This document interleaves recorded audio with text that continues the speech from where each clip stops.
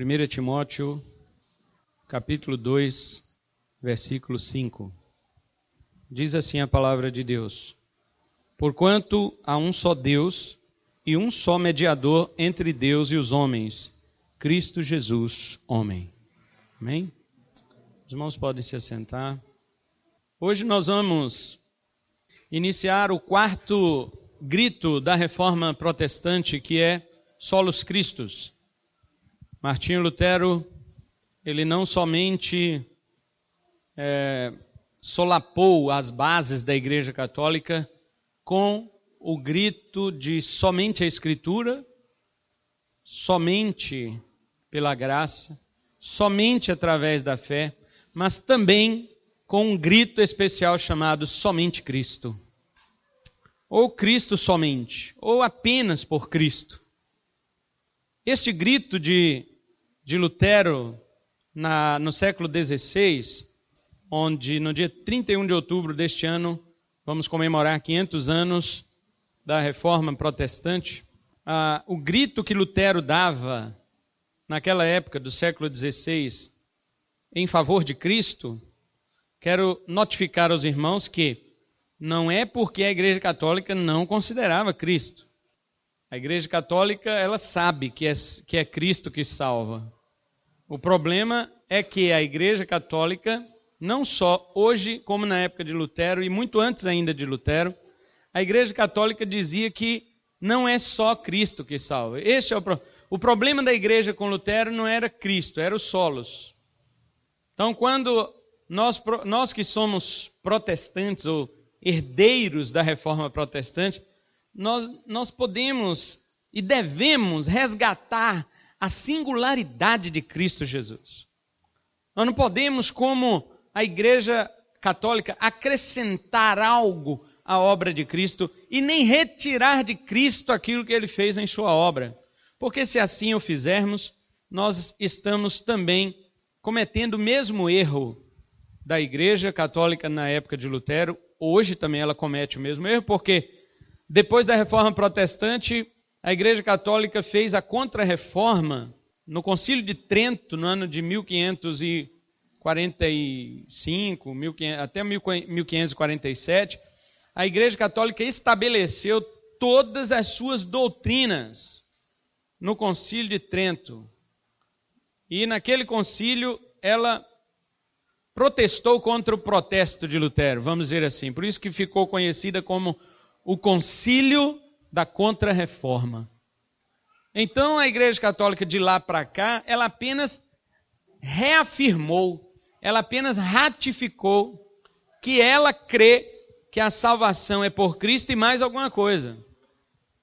Ela crê que Cristo é o nosso intercessor, mas ela crê também na intercessão dos santos.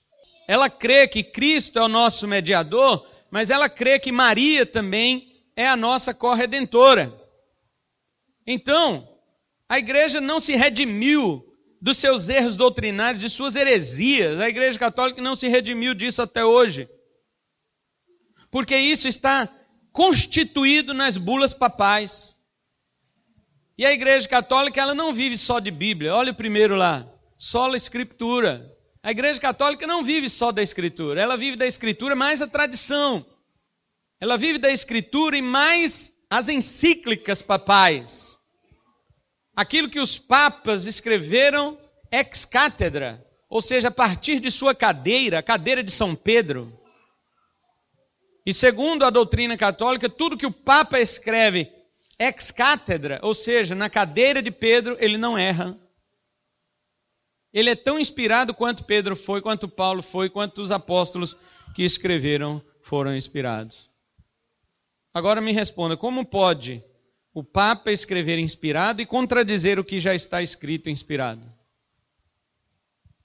Por exemplo, onde a Bíblia diz que Maria, o corpo dela foi levado ao céu? Pois os católicos creem na doutrina, a Assunção de Maria. Onde que a Bíblia diz que Maria nasceu sem pecado? Pois os católicos creem na doutrina da Imaculada Conceição. E como eu já expliquei aos irmãos, a doutrina da Imaculada Conceição, ela não quer dizer que Jesus foi gerado sem pecado. se fosse isso, até nós protestantes concordaríamos com essa doutrina. A doutrina da Imaculada Conceição diz que Santa Ana, a mãe de Maria, gerou Maria sem pecado. Então Maria nasceu sem pecado para que Maria pudesse ser mãe do Salvador. Nós não podemos concordar com isto, porque nem Maria concordava com isto. Maria mesmo no seu Magnificat, que é o cântico de Maria, ela bradou aos céus e disse: a minha alma engrandece ao Senhor, e o meu espírito se alegrou em Deus, o meu Salvador. Maria sabia que ela era pecadora, por isso ela disse na sua canção que ela tinha Deus como seu Salvador. Quem não é pecador não precisa de Salvador. Então a própria Maria sabia que ela era um ser humano comum, normal, como todos os demais que nasceram debaixo do pecado de Adão. Porém, obviamente, era uma mulher temente a Deus, serva de Deus, que esperava na promessa de Deus, como todos os israelitas esperavam. Uma coisa que ela jamais imaginaria, e que toda mulher de Israel esperava, era ser mãe do Messias. Toda, desde Eva. Quando Eva teve o primeiro filho chamado Caim, ela deu este nome por causa da esperança que ela tinha, que Caim fosse de fato o Messias, o prometido por Deus, que pisaria a cabeça da serpente. Mal sabia Eva que o filho que ela estava tendo, espiritualmente era filho do diabo, era filho da serpente. Todas as mulheres de Israel, elas acreditavam que podia ela ser a escolhida para ser mãe do Messias, mãe do Salvador. A mulher que em Israel era estéril, ela era considerada abandonada por Deus, amaldiçoada por Deus, porque ela dizia: eu não sei se eu seria mãe do Salvador, mas como eu sou estéril, eu tenho certeza que eu não vou ser mãe do Salvador. Então ela achava que ela era amaldiçoada por Deus. A coisa que Maria tinha esperança, mas não esperava, é que ela seria escolhida para ser mãe do Salvador. Mas que ela tinha certeza que ela era pecadora, isso ela tinha. Então, na época de Lutero, e tanto quanto hoje, os papas sempre ensinaram que não é somente Cristo que intercede por nós diante de Deus. Lutero brigou contra a igreja para afirmar a singularidade de Jesus. Para Lutero, Cristo é o centro, Cristo é a circunferência de toda a Bíblia. Qualquer página que você abrir da Escritura Sagrada, ela tem que revelar Cristo, ela tem que espelhar Cristo. Agostinho já dizia que Cristo é encontrado em cada página, em cada livro, em cada personagem, em cada acontecimento. Tudo aponta para Cristo e nele se cumpre. Também Jerônimo, que traduziu as Escrituras para o latim, ensinou que ignorar as Escrituras é ignorar o próprio Cristo. E nós não ignoramos as palavras do próprio Senhor, que dizia aos judeus de sua época em João 5,39, examinais as Escrituras, porque julgais ter nelas a vida eterna, e são elas que testificam de mim. A aula de cristologia que Jesus deu aos 2 discípulos dele que iam pelo caminho de Emaús, em Lucas 24, 27 diz que, começando por Moisés, Moisés é a lei, é o Pentateuco, e por todos os profetas, porque a Bíblia hebraica é dividida assim, Torá, Naviim e Ketuvim. Torá é a lei, Naviim são os profetas, e Ketuvim são os escritos, que inclui os salmos, inclui outros livros poéticos que nós conhecemos. Lucas 24, versículo 27 diz que Jesus Cristo deu uma aula de cristologia no Antigo Testamento para aqueles 2 discípulos que estavam no caminho de Emaús, depois da sua ressurreição. Ninguém pôde e nem pode servir de mediador entre o Deus e os homens, exceto Jesus Cristo. Os cultos de hoje deveriam ser cristocêntricos. O próprio evangelho a ser pregado deveria ser cristocêntrico, como Pedro, que falou para os seus ouvintes no dia de Pentecostes em Jerusalém, em Atos capítulo 2. Quando eles acusaram os discípulos de estarem bêbados, Pedro então disse: não Isto não é vinho, não é bebedice, mas é o cumprimento da palavra do profeta Joel, que diz que naqueles dias o Senhor derramaria do seu espírito sobre toda a carne, e os vossos filhos e as vossas filhas iriam profetizar. Pedro estava se referindo ao profeta que estava fazendo menção ao derramamento do Espírito Santo, que foi realmente um fato ocorrido na vida da igreja no seu início, no dia de Pentecostes, em Atos capítulo 2. Toda a Escritura fala de Jesus. Todo o Evangelho, então, deveria falar de Jesus. Mas Pedro não apenas citou o profeta Joel, Pedro também citou o acontecimento que havia ocorrido ali em Jerusalém, onde eles crucificaram a Jesus. E Pedro diz, vocês mataram o Filho de Deus, mas ele o ressuscitou pelo seu poder dentre os mortos. E quando Pedro disse isso, aquelas pessoas começaram a se compungir em seu coração. O coração começou a ficar contrito, quebrantado. E elas perguntaram a Pedro, dizendo, o que faremos? E Pedro diz, arrependei-vos. Pedro não diz aqui, olha, vem aqui e vamos conversar, porque agora sim Deus vai te prosperar, Deus vai te abençoar. Pedro diz, arrependam-se e sejam batizados em o nome do Senhor para o perdão dos pecados e recebereis o dom do Espírito Santo, recebereis o presente do Espírito Santo. Pedro não está falando de dons no plural, Pedro está falando do dom do presente, que Deus dá o Espírito Santo àqueles que creem em Cristo e se arrependem dos seus pecados. O evangelho tem que ser cristocêntrico. Como é que você vai pregar o evangelho para o pecador se você não fala de Cristo, se você não fala da cruz? O apóstolo Paulo pregou aos atenienses no Areópago, falando sobre Cristo. Ele começou com a criação, ele diz, o Deus que vocês chamam de desconhecido, ele fez todas as coisas, criador dos céus e da terra, do mar e tudo que neles existe. Este Deus criou toda a raça humana de um só. A ciência agora que descobriu que toda a raça humana tem uma genética provinda de uma mulher lá na região ali da África, chamaram de Lucy. Mas nós já sabemos disso, a igreja sabe disso tem 2000 anos, o povo de Israel sabe disso tem mais de 5000 anos, que todos vieram de um só. Há 2000 anos Paulo pregou isso aos atenienses, filósofos atenienses. E agora que a ciência descobriu que toda a genética da raça humana vem de um só. E isso depois de mentir muito sobre o ser humano para nós nas escolas, dizendo que o homem e o macaco evoluíram de um ancestral em comum. E mesmo assim ainda tentam sustentar essa teoria, dizendo que o DNA de um humano é muito parecido com o de um símio, de um macaco. Mas eles falam dessa semelhança em apenas 1% da comparação de todo o DNA. Porque 99% do restante que eles não comparam é completamente diferente.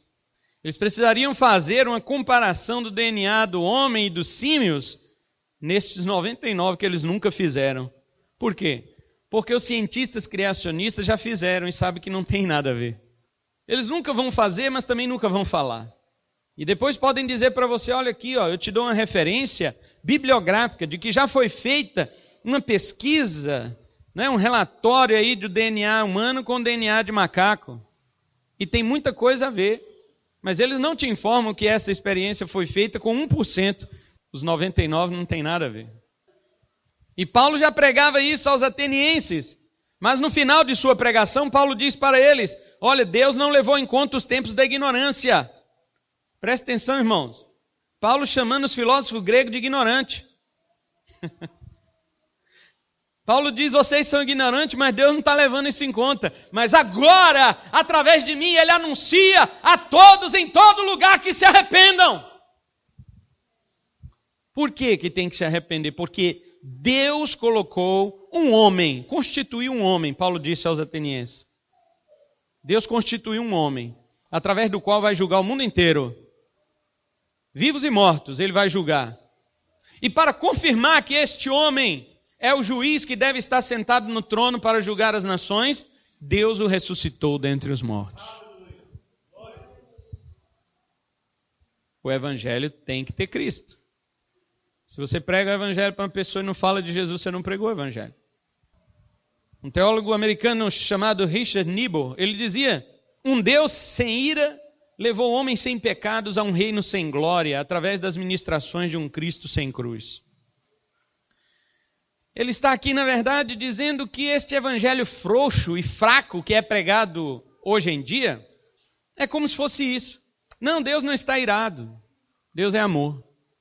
Deus está chamando homens sem pecado. Você não tem pecado, meu querido, você tem um problema. Agora eles trocaram o nome de pecado para problema. Você tem um problema com a prostituição, você tem um problema com as drogas, você tem um problema com a desobediência, você tem problemas com a infração, você tem problemas com um monte de... Trocaram o nome de pecado para problema. Então, um Deus sem ira leva homens sem pecados a um reino sem glória.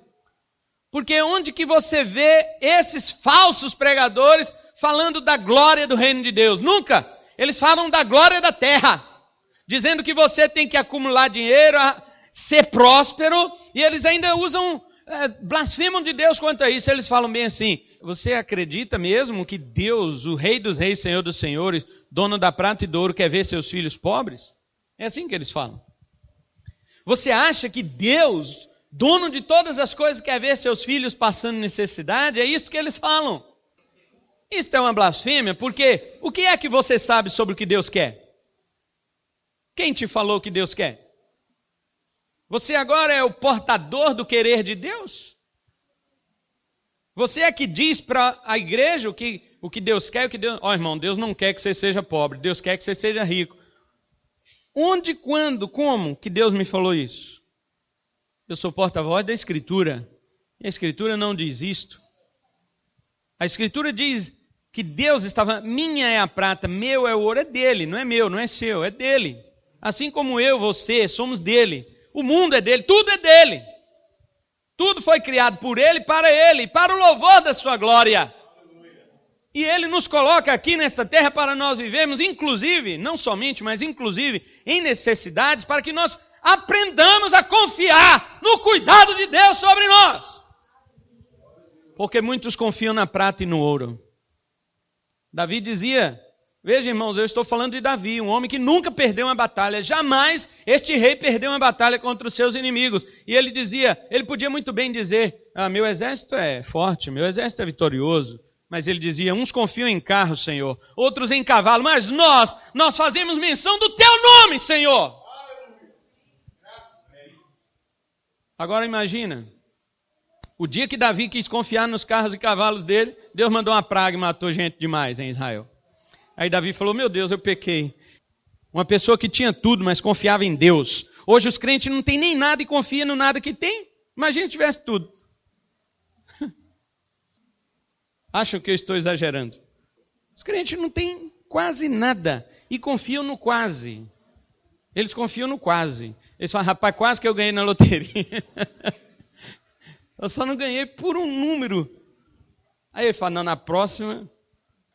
Nós confiamos no quase. Então veja, essa pregação, este anúncio, esta mentira que é propagada em muitos lugares hoje, apresenta um Deus sem ira, que leva homens sem pecado a um reino sem glória. Porque se eu tenho tudo aqui, qual que é a minha esperança de lá? Se eu tenho tudo que eu quero aqui, para que ir para o céu, meu irmão? Através das ministrações de um Cristo sem cruz. Você ouve falar da cruz de que jeito? As pessoas pregam hoje sobre a cruz.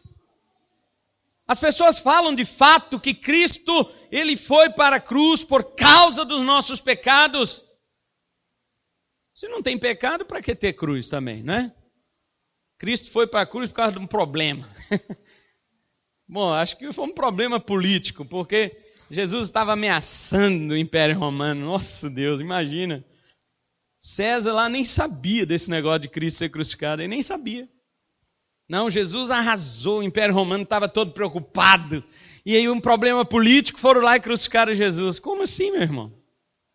O imperador da época era o Tibério. Tibério César nem ficou sabendo de nada. Crucificaram Jesus. Tá, e daí? Roma crucificava a gente todo dia. Para ele, Jesus era mais um. Nós vivemos hoje, queridos, numa época pluralista, onde tudo tem o seu certo valor, mas nada tem valor absoluto. Veja bem, Tudo tem um certo valor, mas absoluto ninguém tem. Hoje eu vejo pastores assim. Os pastores hoje eles vão falar de algo sobre a palavra de Deus, sobre teologia, sobre pregação. Eles falam, irmãos, esta é a minha visão. Mas peraí, meu filho, como assim sua visão? Não, é porque tem outros pastores que têm outra visão, mas todo mundo está certo. Está vendo? Essa coisa de pluralismo religioso é uma praga que destrói a autenticidade e o absolutismo da verdade. Se eu tenho a Bíblia na mão, se eu tenho a palavra de Deus clara, por que eu não posso dizer, eis aqui a verdade e pronto? Por que eu tenho que transigir? Por que eu tenho que negociar, meus irmãos? Ou você não acredita que a Bíblia é de fato a única verdade absoluta revelada por Deus? Se você não acredita, você é fruto de um mundo pluralista. Você é fruto de um mundo subjetivista. Você é fruto de um mundo relativista, que não detém a verdade e não quer que ninguém detenha. O mundo diz assim, ninguém tem a verdade absoluta. Ué, mas como é que você acabou de falar isso? Por que eu tenho que acreditar então? No que você acabou de falar. Se você está dizendo que ninguém tem a verdade absoluta, então nem você tem. Eu não posso acreditar nisso que está falando. Então alguém tem a verdade absoluta. É uma própria frase que se contradiz, ela própria se desmorona. E muitos crentes estão caindo nessa e os pastores pregam e dizem, irmãos, essa é a minha opinião. Não existe opinião em pregação. Em pregação existe a palavra de Deus. Em pregação existe uma verdade única e absoluta. E ela é a mesma em todos os 4 cantos da terra. Não é porque alguém está dizendo, mas porque a Bíblia está dizendo. Não é porque eu estou dizendo, não é porque o pastor fulano, fulano John Piper está dizendo, né? Eu gosto muito de John Piper. Mas não é porque ele está dizendo, é porque a Bíblia está dizendo. Somente a Bíblia é a palavra inerrante de Deus, infalível de Deus, inspirada de Deus. E se eu não tenho essa confiança em sola Escritura, então minha fé em Cristo é um problema. Porque quem fala sobre Cristo é as Escrituras. Pastor, eu creio em muita coisa que a Bíblia diz, então você está errado. Você não tem que crer em muita coisa que a Bíblia diz. Você tem que crer em tudo que a Bíblia diz. Agora me responda, meu querido. Se você crê em muita coisa que diz a Bíblia, em alguma coisa do que diz a Bíblia, quem vai dizer para você qual parte você deve crer e qual que você não deve? Pastor, em muita coisa da Bíblia eu creio, mas tem umas que eu não creio não. Quem vai te dizer qual é para você crer e qual para você não crer? Quem que vai? Você mesmo? Então você é seu padrão de verdade? Então você é fruto de um mundo relativista, que não tem um padrão para a verdade, o padrão surge de sua própria cabeça, então você realmente está perdido. Você já pensou se o trânsito fosse fruto da cabeça de cada motorista? Tendo as leis, é essa bagunça que a gente vê. Imagina se não tivesse. Imagina se fosse fruto da cabeça de cada motorista.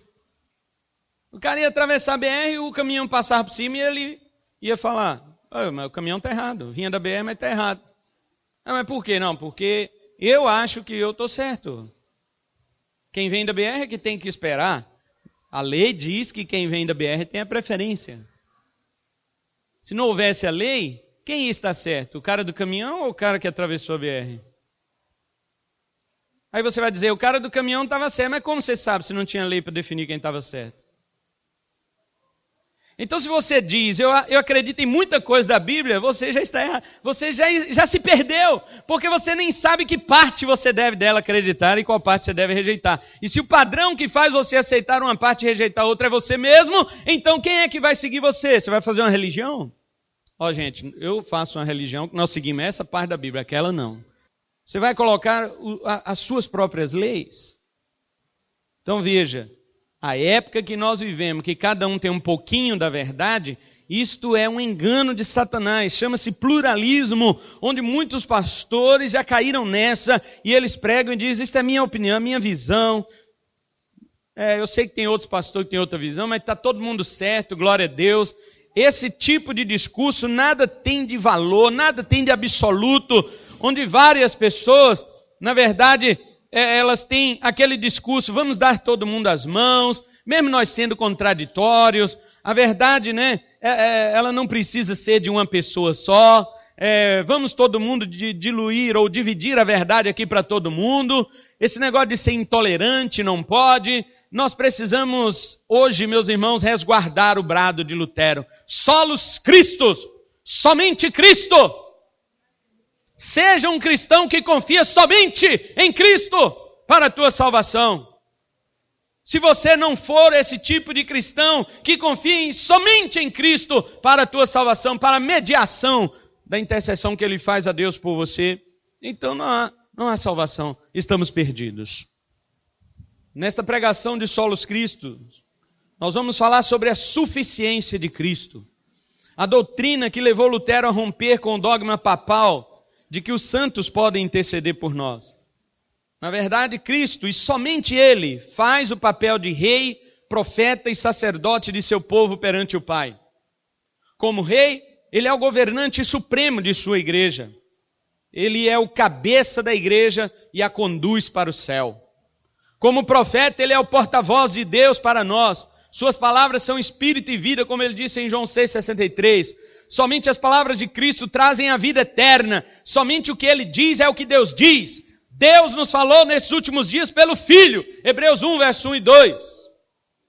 E como sacerdote, Ele é o único que intercede pelos santos junto ao Pai, para que a nossa salvação seja inflexível, imperecível e mantida até para sempre. Muitas igrejas já perderam este brado, porque como a igreja católica da época de Lutero, não é que isolam a Cristo. Eu não estou dizendo aqui que as igrejas hoje não pregam a Cristo, não é isto. Até pregam a Cristo, mas pedem licença a Ele para colocar alguma coisa ou pessoa junto com Ele. A igreja católica coloca Maria. Tem igrejas evangélicas que colocam boas obras. Tem igreja evangélica que coloca junto os dons espirituais. Tem igreja evangélica que coloca Benihim. Atualmente estão colocando junto com Jesus, Tiago Brunet. E os seus comparsas, hereges, como o Cash Luna, por exemplo. Cash Luna é um pastor guatemalteco de uma mega igreja na Guatemala. É um homem que prega somente as prosperidades materiais, riquezas materiais, em nome de Cristo, e aberrações atribuídas ao Espírito Santo. Onde em um certo culto ele jogou a Bíblia no chão e desafiou a outros pastores que tentassem se aproximar da Bíblia. E quando os pastores tentam se aproximar, eles cambaleiam e caem. E caem, ninguém consegue se aproximar da Bíblia. Olha o nome dele, Cash. Cash é dinheiro em inglês. Porque o nome dele é Carlos. Mas diz que quando ele era criança ele não conseguia falar seu próprio nome. Ele dizia Cash em vez de Carlos. Que gracinha. E agora é um dos homens mais respeitados do mundo gospel, no meio evangélico, neste meio onde as pessoas adoram Mamon em vez de Cristo.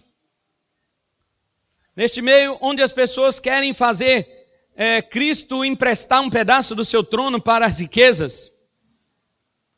Neste século em que nós vivemos, onde as pessoas querem colocar ídolos.